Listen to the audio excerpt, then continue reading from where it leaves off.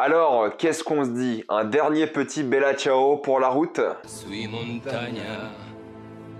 Bella ciao, bella ciao, bella ciao, ciao, ciao. La Casa de Papel, saison 5, partie 2. Comme d'habitude, jusqu'à la minute indiquée dans le titre de la vidéo, il n'y aura pas de spoiler, en tout cas vous êtes tranquille, après on va tout spoiler. La Casa de Papel est l'histoire de braqueurs de la Banque d'Espagne qui essaient d'extraire tout l'or présent, évidemment en s'en sortant indemne. J'ai beaucoup parlé de la Casa de Papel sur la chaîne, même très récemment avec une toute nouvelle vidéo où je disais clairement que moi j'ai eu beaucoup de mal avec cette série, non pas au début parce qu'au début je l'ai adoré, j'étais un méga fan, je l'ai soutenu, j'étais à fond derrière, mais avec la saison 4 et 5 où je trouve qu'ils auraient juste dû faire une saison 4 finale. Là on a une saison de trop, carrément d'après moi, la saison 5, et j'avais pas très hâte de voir la suite et je pensais que la fin, voilà, cette partie 2 serait assez médiocre. Je partais sur cette conclusion avec des a priori assez négatifs et c'est vrai que je n'ai pas forcément été surpris, mais je suis assez satisfait de cette fin. Je maintiens le fait qu'ils auraient jamais dû faire saison 4 et 5 et en choisir qu'une seule. On aurait pu avoir une saison super intense, bien foutue de conclusion. Ils auraient dû sortir aussi les deux parties d'un coup. Je pense que là on perd en dramaturgie le fait d'avoir coupé ça en deux, mais on est là quand même et je trouve que comme pour la saison 4 et 5, il y a quelques moments un peu de longueur, surtout dans les deux premiers épisodes. Alors on va dire surtout le premier où tu vois que lorsqu'ils sont dans la banque, ils essaient de gagner du temps. Voilà, parce qu'ils savent pas trop quoi faire avec les personnages qui sont dans la banque. Ils essaient de gagner du temps car l'intrigue en dehors de la banque est beaucoup plus intéressante. Et c'est vrai, l'intrigue en dehors de la banque est beaucoup plus intéressante. Elle est mieux foutue, plus intense, vraiment. Elle est pas mal, divertissante avec des rebondissements. Ce qui se passe dans la banque reste d'après moi assez peu intéressant et banal et ça n'avance pas. Et c'est un peu le problème de la saison 4 et 5, c'est que ça n'avançait réellement pas durant toutes ces saisons. Et là, c'est vrai que ça avance pas beaucoup au niveau de la banque. À l'extérieur, il se passe plein de trucs, il y a plein de trucs intéressants avec des personnages, de l'action, du suspense, du stress, tout ce que vous voulez. On a le retour des flashbacks et ça vraiment, la Casa de Papel, faut qu'ils apprennent un truc, même si bon là, la saison et la série est terminée, mais il faut qu'ils apprennent un truc. Lorsque vous tuez quelqu'un et vous les faites revenir en flashback constamment, le poids dramatique de leur mort est complètement anéanti. Si vous tuez quelqu'un et l'épisode d'après vous avez des flashbacks avec ce personnage et vous avez ces flashbacks tout le long de la série, ça ne marche pas. La mort du personnage est en vain presque parce que l'émotion est partie. Vous pouvez le faire revenir vers la fin de la série si vous le tuez au tout début pour jouer un peu la case émotion, mais là ce qu'ils ont fait avec un certain personnage, c'est clairement l'abus. Ils n'auraient jamais dû faire ça depuis le début parce que c'est une overdose et c'est vrai que je ne dirais pas qu'il ne sert à rien ce personnage et que ces flashbacks sont inutiles, non car ils participent au plan final du braquage, mais c'est vrai que ça aurait dû être un peu mieux fait d'après moi ou pas fait du tout. Ça aurait dû être là juste peut-être pendant une saison avec des flashbacks, ça aurait été intéressant, pourquoi pas. Mais là tout le long de la série, depuis la deuxième saison, c'est un peu trop, je le maintiens, je le déteste. Je déteste ces flashbacks et je trouve qu'ils cassent un peu le rythme de la série. Heureusement, cette fois-ci, ils ont beaucoup joué les flashbacks émotions. Il y a quelque chose sur quoi tu peux te raccrocher. Je suis content qu'ils aient pas trop joué la case de la nostalgie parce qu'en vrai, la série est sortie il y a quoi, 3-4 ans, même pas. On n'a pas eu le temps d'être nostalgique d'une série comme ça, c'est pas possible. Je crois que même pas 3-4 ans, 2018-2019, la première saison sur Netflix, donc c'est vraiment pas assez de temps pour être nostalgique. Ils se la jouent un peu la case révolution et j'ai un peu de mal avec cette série parce qu'ils jouent vraiment la résistance et tout, mais quand tu vois ces braqueurs et tout, t'as vraiment trop du mal à les soutenir. Ok, l'État n'est pas vu d'une très bonne manière non plus, car il y a des vrais abus de pouvoir, mais c'est vrai que la case résistance est difficile à faire croire, quoi. C'est vraiment, ça reste des braqueurs et ils font des choses assez horribles aussi. Même si l'État est dans l'illégalité beaucoup de fois, il faut maintenir le fait que eux aussi restent des braqueurs et voilà, moralement c'est difficile de soutenir. Mais ils jouent vraiment la case et voilà, la série en parle beaucoup, même vers la fin, du côté résistance et des choses comme ça. T'as presque l'impression que la série te donne un message vers la fin. C'est une saison où il y a du suspense, il y a de la tension, il y a beaucoup d'action pour le coup, même si ça blablate beaucoup les deux premiers épisodes. Après, il y a l'action, des rebondissements, c'est une machine à suspense, voilà, c'est super bien, il y a de la tension, de l'intensité, il y a rien à dire. Ça marche toujours bien et surtout maintenant que tu sais que c'est la fin, du coup, t'as tout qui peut arriver. Tout le monde peut mourir, tout peut mal finir, du coup, t'es toujours intéressé de voir comment ça va finir. Les 5 épisodes, c'est environ 1 heure par épisode, ils passent vraiment vite, il n'y a pas de souci de ce point de vue-là. Et c'est un peu la Casa de Papel que j'aime, voilà, ils ont compris leurs erreurs, j'ai l'impression, même si encore une fois, c'est trop long pour ce que c'est, ces deux dernières saisons. Ils ont fait une partie 2 qui reposait sur un plan, un peu comme les premières saisons, il y a des facilités scénaristiques évidentes, c'est sûr, mais c'est pas très grave, on l'accepte, hein. Faut pas non plus que la série soit extrêmement réaliste, ça passe plutôt bien. Ils ont tout pété niveau musique, côté budget, vraiment, ils ont mis les musiques les plus populaires possibles, ils ont claqué toutes leurs thunes dans le budget musique, et écoutez, je suis content parce que les musiques sont cool, et correspondent plutôt bien à la série au moment en question. Ça reste très pop, pop et très grand public, d'accord, mais ça passe bien et Casa de Papel est devenu très grand public. Et même si j'étais le premier à dire qu'il y a un vrai désintérêt général par rapport à la série et les gens commencent à en avoir un peu rien à faire de la série, je pense que cette deuxième partie va un peu réconcilier les gens avec ça. Ça l'a un peu fait avec moi parce qu'au final on a eu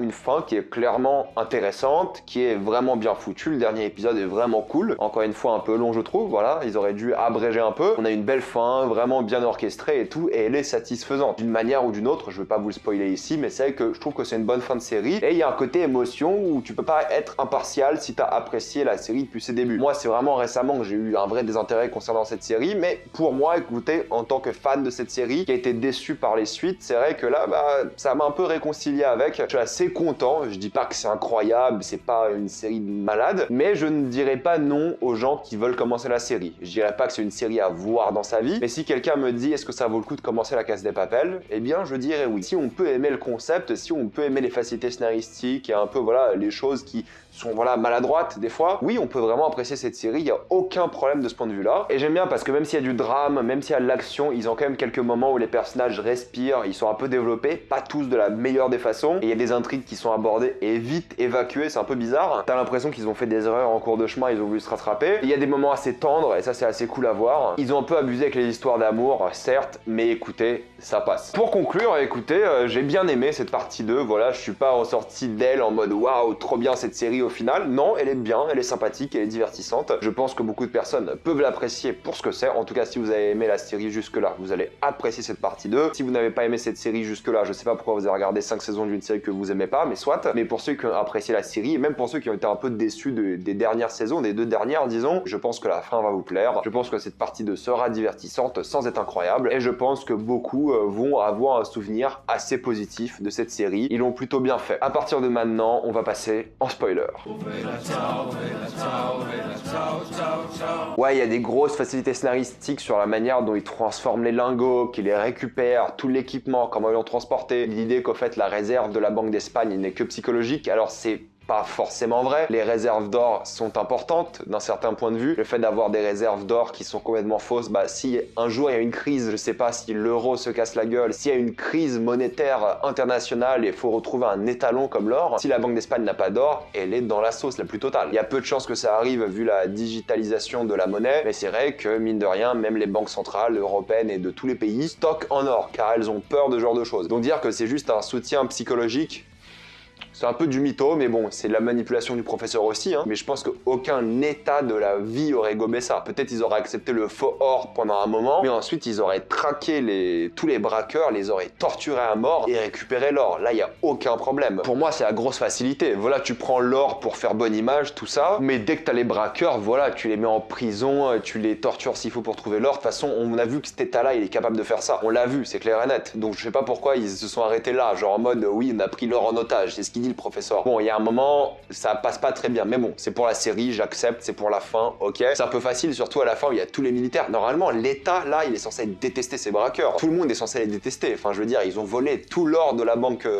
centrale d'Espagne. Je comprends pas, voilà, c'est un truc qui me passe au-dessus de la tête. Mais encore une fois, je chipote un tout petit peu tout de même. C'est certes facile, mais bon, la série a toujours été facile, a toujours eu des facilités scénaristiques. J'ai toujours dit, c'est un peu le Fast and Furious des séries télé. Faut un peu débrancher son cerveau, accepter que le professeur a 20 plans d'avance, qu'il a tout prévu, il connaît le futur et tout presque, c'est un truc de fou. Là, oui, vous passez un bon moment. J'ai bien aimé le retournement de situation avec l'ex de Berlin qui vole l'or. J'ai bien aimé aussi le fait que ce soit l'amour de Berlin qui les permette de redonner l'or aux braqueurs. Et Berlin, c'est vrai que bon, j'ai toujours détesté ses flashbacks dans cette série depuis qu'il est mort, mais c'est vrai que là, il y a eu quelques flashbacks émouvants qui passaient plutôt bien, et ces flashbacks qui sont là utiles pour le coup pour un peu hanter le professeur. Tu revois Tokyo, tu revois Berlin, c'est pour le hanter tout simplement. Il y a aussi une scène où tu vas à Nairobi par exemple. Enfin bref, c'est pour le hanter, c'est évident, mais c'est vrai qu'en tant que rythme, ça casse un peu les épisodes. Je suis content aussi qu'ils aient pas gâché le Bella Ciao. Voilà, je m'attendais à un vrai final avec le Bella Ciao, mais non, ils ont mis la musique générique pour le final. Ils ont une petite scène, voilà, comme la première saison, là, ça faisait un peu nostalgie pour le coup, c'est vrai, où ils chantaient tous autour de l'or quand ils ont réussi à l'extraire et tout, ils étaient contents. Ils étaient obligés de remettre un peu de Bella Ciao, c'était évident, mais là, la manière dont ils l'ont fait est plutôt cool parce qu'elle était juste un peu innocente et mignonne, encore une fois. L'histoire avec Denver et Manila était bizarre parce que Manila, si je dis pas de bêtises, c'est sa cousine et qu'elle soit soit trans, ça on s'en fout, mais c'est avec sa cousine. Donc j'ai pas compris pourquoi ils ont cette intrigue amoureuse juste parce que Stockholm va pas bien, le mec va aller tromper Stockholm directement parce qu'ils avaient une relation qui était pas ouf, il va tromper Stockholm avec sa cousine, que ce soit sa cousine, sa vraie cousine biologique ou pas, peu importe. C'est une intrigue qu'ils ont commencé en partie 1, ils se sont dit putain c'est un peu une intrigue de merde et ils ont fini l'épisode 1 de la partie 2. Ils ont fait ok non on arrête. Et pareil pour le traumatisme de Stockholm, hein, je veux dire